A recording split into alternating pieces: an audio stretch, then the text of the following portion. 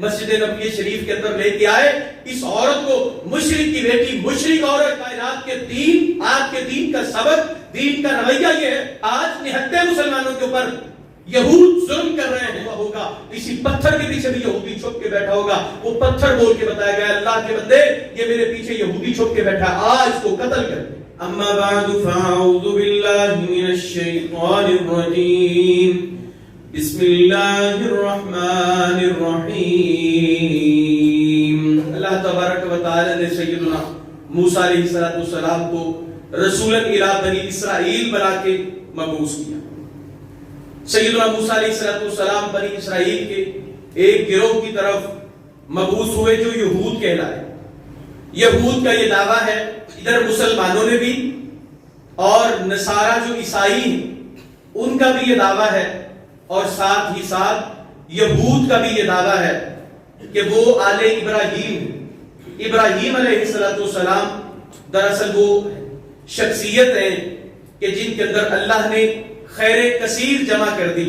اتنی خیر کہ اللہ تبارک و تعالیٰ کا گھر تعمیر کرنے کے بعد بیت اللہ الحرام, اس کی تعمیر مکمل ہونے کے بعد ابراہیم علیہ السلام نے جب دعائیں کی, اللہ رب العزت فرماتے ہیں انی جاعلک للناس اماما, ہم نے جو نبوت کا منصب, امامت کا منصب ہے, یہ آپ کی اولاد کے لیے لکھ دیا ہے. قرآن کریم ہے سورۃ البقرہ پہلا پارہ, اللہ فرماتے ہیں انی جاعلک للناس اماما, ہم نے آپ کو امامت کے منصب کے اوپر, عصمت نبوت کے منصب کے اوپر فائز کیا, اور یہ شرف آپ کی اولاد میں بھی جاری رہے گا کہ جس کی واضح اور منہ بولتی دلیل یہ ہے کہ اللہ نے پھر انبیاء کرام علیہ السلام کی سلسلے میں سے 27,000 نبی وہ اللہ نے ابراہیم علیہ السلام کی اولاد سے پیدا کیا, اور ان کا تعلق بیشتر انبیاء کا تعلق عرب کے خطے کے ساتھ, بلاد شام کے ساتھ ہے. اس ایریے کے ساتھ انبیاء کرام کا جو بنی اسرائیل کی طرف, اسرائیل بنیادی طور پہ آپ یہ بات سمجھیں, سیدنا یعقوب علیہ السلام کا نام ہے اسرائیل, جس کا معنی ہے اللہ کا بندہ. اب عربی میں ہم اس کو عبداللہ کہتے ہیں, اللہ کا بندہ. تو ان کی جو اولاد ہے یعقوب علیہ السلام کی, ان کی اولاد میں یوسف علیہ السلام کے بعد اللہ رب العزت جو انبیاء کرام کو بھیجتے رہے, یہ وہ سارے سلسلے ہیں نبوت کے کہ جن کو رسولا الی بنی اسرائیل کہا گیا. ابراہیم علیہ السلام کی اس کائنات میں افضلیت اور شان اور مقام کا جو بنیادی سبب ہے وہ یہ ہے کہ اللہ تبارک و تعالی نے 27,000 نبیوں کو ان کی آل اولاد میں سے اس کائنات کی ہدایت و رشد کے لیے مبعوث کیا ہے. یہی بات تھی کہ یہود نے یہ بات کہی کہ ہم آل ابراہیم ہیں, ہم ابراہیم علیہ السلام کے دین پر ہیں. تو ابراہیم علیہ السلام نہ تو مشرک تھے, اللہ کے ساتھ شرک کرنے والے, وہ تو اللہ کے موحد بندے, پوری کی پوری جماعت, ایک وحدت, اللہ کے دین کی دعوت کو دینے والے, اللہ کے پیغمبر, اس کے رسول, اس کے دین کے, اس کے توحید کے داعی. اللہ کہتے ہیں ما کان ابراہیم یہودیا ولا نصرانیا ولکن کان حنیفا مسلما وما کان من المشرکین. یہود نصارہ کا جو دعویٰ تھا کہ ہم ابراہیم علیہ السلام کے دین پر ہیں, اللہ کہتے ہیں عیسائی بھی مشرک, یہودی بھی مشرک, یہ دونوں شرک کے اوپر گامزن رہنے والی جماعتیں, یہ دونوں مذاہب, ان کا تعلق ابراہیم علیہ السلام سے نہیں ہو سکتا. اس لیے نہیں ہو سکتا کہ ابراہیم علیہ السلام مشرک نہیں تھے, حنیفا مسلمہ, وہ اللہ کے فرما بردار, مسلمان, فرما بردار, تابعدار بندے تھے. دو صفات اللہ نے یہاں پہ ذکر کیے, حنیفا جھک جانے والا, مسلمہ فرما بردار. یہ ابراہیم علیہ السلام کے اوصاف ہیں. اللہ کہتے ہیں نہ یہود ابراہیم علیہ السلام کے دین پر ہیں، نہ عیسائی نصارہ جو ہیں وہ ابراہیم علیہ السلام کے دین پر ہیں۔ ابراہیم علیہ السلام کا دین توحید اللہ ہے، شریعت اللہ اور اس کی دعوت۔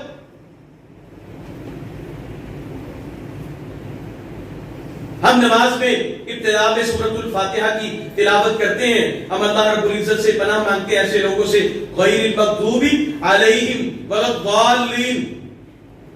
اے اللہ ہم سب کو تو جو مغضوب علیہم وہ لوگ ہیں کہ جن کے اوپر تیرا غضب نازل ہوا، جن کے اوپر تیری پھٹکار نازل ہوئی، ان لوگوں کے راستے سے بچا کے ہمیں ایسے راستے کے اوپر چلا، اہدنا الصراط المستقیم، جو سیدھا راستہ ہے، انبیاء کا راستہ ہے، صحابہ کا راستہ ہے، محمد کریم صلی اللہ علیہ وسلم کا راستہ ہے، ملت ابراہیمی کا راستہ ہے، اس راستے کے اوپر تو ہمیں چلا۔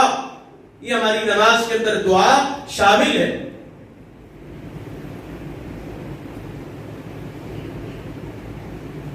لیکن ہم اسی بات کے ساتھ ساتھ اس بات کو ذکر کر رہے ہیں کہ یہود کہ جو ہمیشہ سے معاہدوں کے اوپر غداری کرنے والے، ہمیشہ سے اسلام دشمنی کرنے والے، ہمیشہ سے پیغمبر علیہ السلام یا اپنے پیغمبروں سے معاہدوں کی خلاف ورزی کرنے والے وہ یہودی ہیں۔ نبی اکرم صلی اللہ علیہ وسلم مکہ مکرمہ سے ہجرت فرمائی، مدینہ منورہ پہنچے، مدینہ منورہ امرت بقریۃ یقال لہ یثرب وہی المدینہ، مجھے یثرب ایک بستی کی طرف ہجرت کرنے کا حکم دیا گیا، اور وہ بستی یثرب تھی جو بخاروں، وباؤں، ابتلاؤں کی آماجگاہ بنی ہوئی تھی۔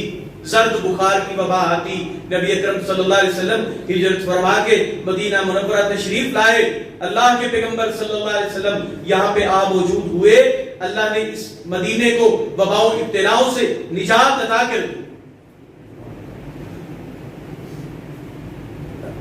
اب اس پھر مدینہ کی ریاست جس کی بنیاد نبی اکرم صلی اللہ علیہ وسلم نے انتہائی ابتدائی ایام میں مسجد نبوی شریف کی تعمیر کے ساتھ اس اسلامی ریاست کی بنیاد جو مدینہ منورہ میں رکھی،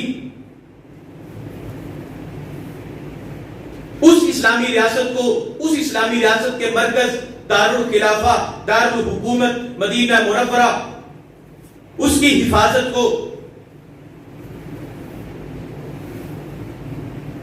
اور اس کو بچانے کے لیے، اس کی حفاظت اور سیکیورٹی کو یقینی بنانے کے لیے نبی اکرم صلی اللہ علیہ وسلم نے یہود کے ساتھ معاہدے کے ہاتھ کو بڑھایا، یہود کے ساتھ معاہدہ کیا۔ یہود نے آپ علیہ السلام کے ساتھ اس شرط کے اوپر معاہدہ کر لیا کہ یہود کے جو قبائل، 3 قبائل مدینے کے دائیں بائیں، مدینے کے اطراف و اکناف میں یہود کے 3 قبائل رہتے ہیں، ان کی طرف یا مدینہ منورہ کی طرف اگر کوئی شخص چڑھائی کرے گا تو ہم سب مل کر دفاع کریں گے اور مل کر مدینہ منورہ کو بھی ساتھ ساتھ ڈیفینڈ کریں گے۔ لیکن وقت کے گزرنے کے ساتھ اللہ نے ان کا رویہ انبیاء کے ساتھ دشمنی تو پہلے سے واضح تھی۔ اللہ قرآن کریم میں سورۃ البقرہ پہلے پارے میں اللہ ارشاد فرماتے ہیں وَيَقْتُلُونَ النَّبِيِّينَ، ان لوگوں کا رویہ یہ تھا، ان لوگوں نے اپنے نبیوں کو قتل کیا۔ یہود نے اپنے نبیوں کے ساتھ دشمنی اس کو پالا، اپنے نبیوں کے ساتھ معاندانہ رویہ رکھا، اپنے نبیوں کو قتل کیا، اللہ کے اولیاء کو، اس کے برگزیدہ بندوں کو، اس کے چوریدہ بندوں کو قتل کیا۔ ان لوگوں نے ان کے رویے کا، ان کی عادات کا، ان کی خصلت کا پہلے سے پتا تھا۔ اللہ ارشاد فرماتے ہیں یا ایھا الذین آمنو، اے لوگوں جو ایمان کا دعویٰ کرتے ہو، لا تتخذوا اليہود والنصارى اولیاء، یہودیوں کو، عیسائیوں کو اپنا دوست نہ بناؤ، یہ کبھی بھی تمہارے دوست نہیں ہو سکتے۔ ان کے سامنے قرض کے لیے کشکول نہ پھیلاؤ، دوستی کے ہاتھ نہ بڑھاؤ، ان کی ریاستوں کو تسلیم کر کے تم دوستی کا ہاتھ بڑھا کے بھیک، تعلق کی بھیک نہ مانگو۔ اللہ نے اسی لیے کئی 100 سال پہلے ان کے رویے، ان کی بری خصلت کی وجہ سے مسلمانوں کو الرٹ کر دیا تھا، مسلمانوں کو ان کی طرف سے جو انبیاء کو یہ تھریٹ تھا اسے آگاہ کیا اور یہ بتا دیا کہ تم ان کے ساتھ دوستی نہ لگاؤ. معاہدہ کر لینے کے بعد نبی اکرم صلی اللہ علیہ وسلم سے جو ان کا معاہدہ تھا اس معاہدے سے پھر گئے, معاہدے سے مکر گئے. مکہ کے مشرکین نے خندق کے موقع کے اوپر جب مدینہ منورہ کی طرف چڑھائی کی, کئی قبائل احزاب کے جنگ کے موقع پر, احزاب حزب کی جمع ہے جس کا معنی کئی ساری جماعتیں, کئی سارے لشکر ہے. اس جنگ کے موقع کے اوپر یہ کئی سارے لشکر مل کے مدینہ منورہ کی طرف چڑھائی کرتے ہیں, مدینہ منورہ کے اوپر حملہ آور ہونے کی یہ ٹھان کر آئے تھے. تب تک کسی غیر مسلم کو, مکہ کے مشرک کو جرأت نہیں ہو سکتی تھی مدینہ منورہ کے اوپر چڑھائی کرنے کی جب تک ان کو یہود کی طرف سے شے نہیں ملی, یہود کی طرف سے ان کو اشارہ, مثبت اشارہ اور ساتھ دینے کا وعدہ جب تک نہیں سامنے آیا تب تک کسی نے جرأت نہیں کی مدینہ منورہ کے اوپر چڑھائی کرنے. یہ وہ لوگ ہیں آج ہمارے کئی ممالک جو مسلم ممالک ہیں وہ مذمتی بیان دیے جا رہے ہیں, کئی دوستی کے ہاتھ بڑھائے جا رہے ہیں یہود کے ساتھ, اور اپنی حالت یہ ہے پوری امت کو تو وہ یوں سمجھتے ہیں جیسے یہ کافر فاسق فاجر ہے, لیکن خود ان کے ہاتھ یہودیوں کے ہاتھ کے ساتھ ملے ہوئے ہیں.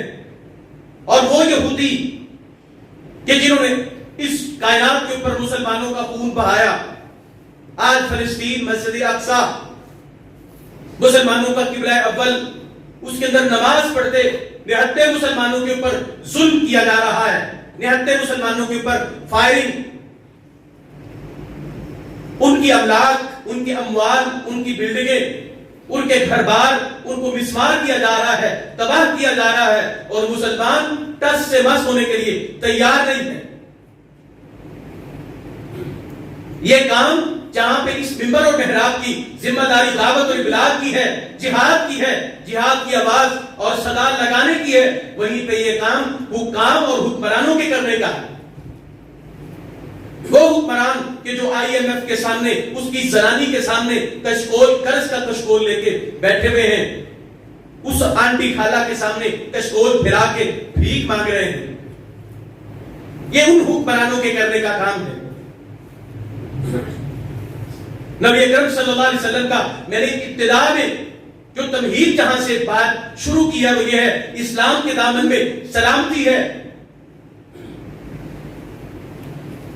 ایک حدیث میں نے اگلے دن پڑھی صحیح بخاری کی, نبی اکرم صلی اللہ علیہ وسلم 1500 کچھ نمبر کے اوپر روایت, نبی اکرم صلی اللہ علیہ وسلم نے فرمایا, اور میں اس حدیث کو پڑھ کے دلی سکون محسوس کیا. آپ علیہ السلام نے قیامت کے حال احوال کے بارے میں پہلے سے آگاہی دے دی تھی. سیدنا عیسیٰ علیہ السلام آئیں گے, ان کے ساتھ ان یہود اور ان نصارہ کا قتل و قتال ہوگا. یہودیوں کا, عیسائیوں کا اس کائنات میں ابھی تک موجود ہونا یہ اس بات کی دلیل ہے. سیدنا مسیح علیہ السلام آ کے ان کے ساتھ جہاد کریں گے, ان کے ساتھ جہاد ہوگا مسیح علیہ السلام کا, سیدنا عیسیٰ علیہ السلام کا, ان کے ساتھ جہاد ہوگا. ان کی قوت کو پارا پارا پر کر کے اس پوری دنیا کے اوپر اللہ کے دین کو غالب کریں گے, اسلام کی حکومت کو قائم کریں گے سیدنا عیسیٰ علیہ السلام.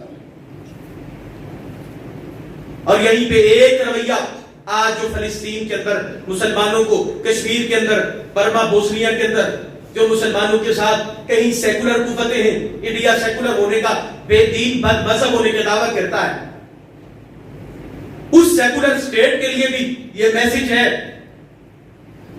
اور امریکہ کی عیسائی ریاستوں کے لیے بھی یہ پیغام, اسرائیل کے یہودیوں کے لیے بھی یہ پیغام ہے. محمد کریم صلی اللہ علیہ وسلم کا رویہ, آپ کے دین کا رویہ, نبی اکرم کے صحابہ نے صلی اللہ علیہ وسلم نے یمن کے علاقے میں